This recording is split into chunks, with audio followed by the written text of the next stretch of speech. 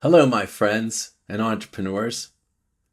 Today, we're going to spend a little bit of time on the 10 sales and marketing mistakes entrepreneurs make and how you can avoid them.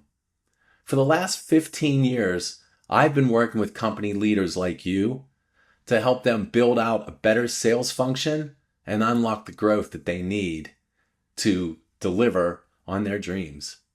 But after 15 years of doing this, I realized that there are some common misconceptions and flawed perspectives that many entrepreneurs bring to the table when it comes to sales and marketing. So let's spend a little time counting them down. Mistake number 10, being product enamored. Have you ever heard yourself saying this? This thing will sell itself. All we need are meetings. We're the obvious choice. Not a good place to be, because according to David Hume, the Scottish philosopher, when men are most sure and arrogant, they are most commonly mistaken. Mistake number 9, ineffective sales pitches.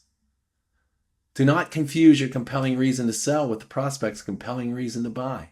From a great book written by Paul Weifels, the author of Field Guide to Crossing the Chasm. And no pain, no sale. David Sandler, founder of the Sandler sales approach, which is one of the most widely trained sales approaches out there these days.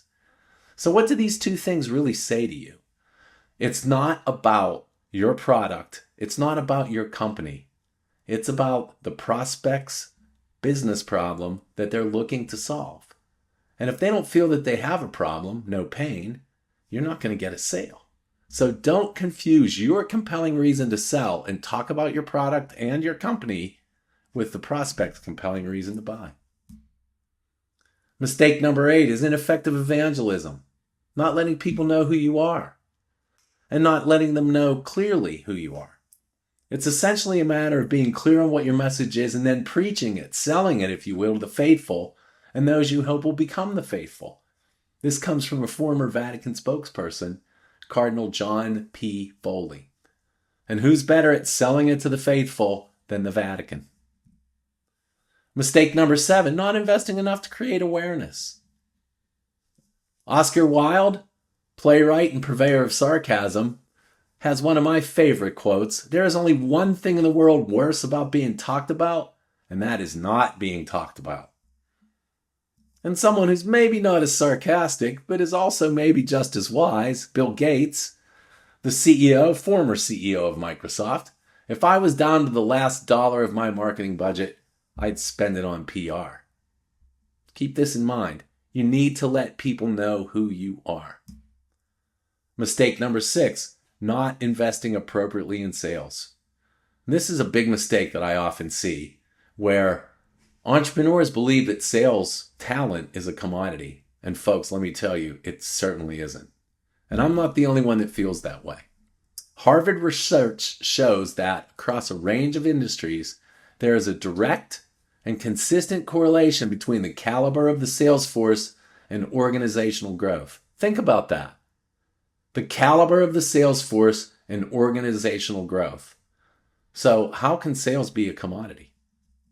Furthermore, the caliber of the salesperson in the B2B sales environment is the most important factor influencing customers' decisions to buy. The most important. So hiring salespeople and investing in sales talent is critical to success if you really want to help your company grow. Mistake number 5, ineffective demand generation. What are you doing to get leads through the door? You can't just hand your sales team a list and a cell phone and a computer and tell them to go make it happen. You've got to talk to the market. So what do you need to do? You have to prospect continuously. Your goal should be to have more people to see than you have time to see them. So focus on your pipeline. Make sure you're doing everything to keep filling it and filling it and filling it, because that's also the fuel for the growth of your company. Mistake number 4. This is a big one. Underestimating how risky you are in the eyes of the buyer. Jeff Bezos has a great quote for this. We are pioneers, and the history of pioneers is not that good.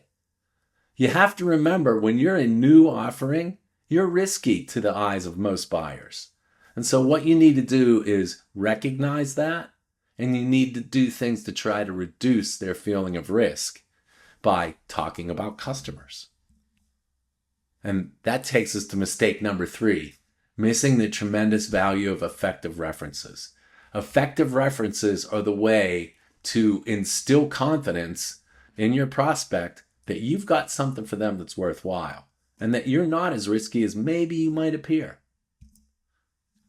Mark Zuckerberg, great quote from him here. Nothing influences people more than a recommendation. It's true. You've got to look for your recommendations. You've got to look for your reference accounts, and you've got to treat them as if they're gold, because frankly, they are. And then you've got to leverage them when you're talking to other customers. Mistake number 2, getting distracted by things beyond the strategic plan.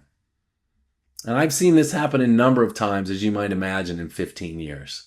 Some people refer to this as the shiny nickel strategy, which is you've got a strategy, but all of a sudden this shiny nickel comes along and the leader of the company gets distracted by it. This could be a large deal. This could be some other opportunity that seems to be a home run, but in the end, they very, very rarely materialize into that. So you got to stay focused. Stay focused on what your plan is. Stay focused on what you're trying to do.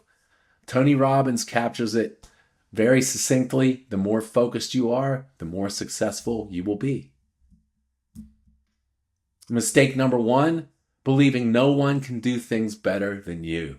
That's right. Believing no one can do things better than you. Successful entrepreneurs surround themselves with people who know more than they do. Because you may be an expert at developing a product or convincing investors that what you have is a good idea, but there are other experts there that you need on your team. John Wooden, who coached 10 national championships in basketball and had an 80% winning percentage, he basically said it is what we learn after we think we know it all that counts. Take a moment and think about that. Fundamental to what you do.